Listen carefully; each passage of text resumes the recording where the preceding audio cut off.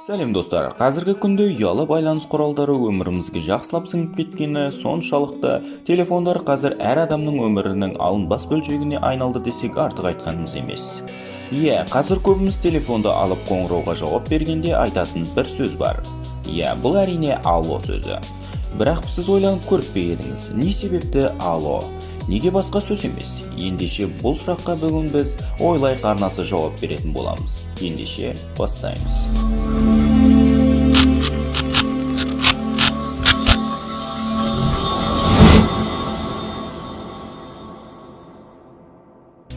Жалпы алло сөзінің пайда болуы туралы екі тұжырым бар.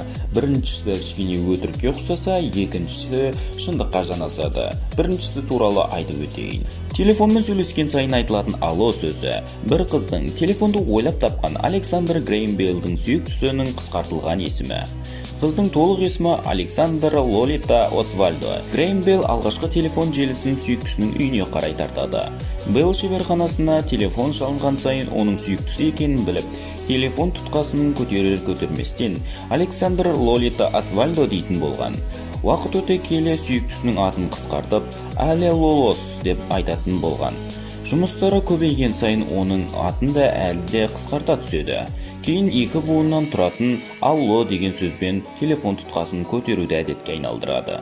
Беллдің телефон желісін дамыту, барлық қалаларға тарату секілді көптеген тәжірибелер мен жұмыс басты болуы сүйіктісін зеріктіріп, ол басқа қалаға кетіп қалады. Күндердің бір күні сүйіктісінен хабар келеді деген үмітпен Белл телефонын алыстамайтын болады. Күн өткен сайын таратылған телефон желісі артып, хабарласатын адамдар да көбейе түседі. Ғашығынан бір хабар күткен Белл барлық шалынған телефонға жүгіріп, тұтқаны алло деп көтеретін болады. Осылайша барлық адамдарға алло деп кетеді. Кейіннен басқа адамдарды Александр Грэйм Беллдің құрметіне телефон тұтқасын көтергенде алло деп айтуды әдетке айналдыра бастайды. Бұл сөз бүгінге дейін жетті.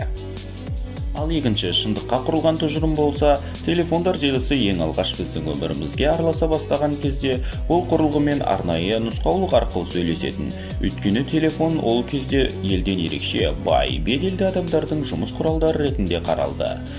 Алдында айтқанымдай, телефонды ойлап тапқан Александр Белл, бірақ бұл құрылғыны әрі қарай жетілдіріп танымал қылған америкалық өнертапқыш Томас Эдисон болатын. Және де дәл осы адамның ойлап тапқан сөзі әлі күнге дейін жер шарының жартысы қолданатын алло сөзіне айналады. 1877 жылдың тамыз айында Томас Эдисон өте үлкен телеграф компанияларының бірінің президентімен хат алмасып тұрады. Хаттағы ең басты сөздердің бірі сөз алмасуға дыбыс дабылдары арқылы хабар тарататын құрылғыны қолдану болады. Эдисон сөз басында қолдануға hello сөзін ұсынады.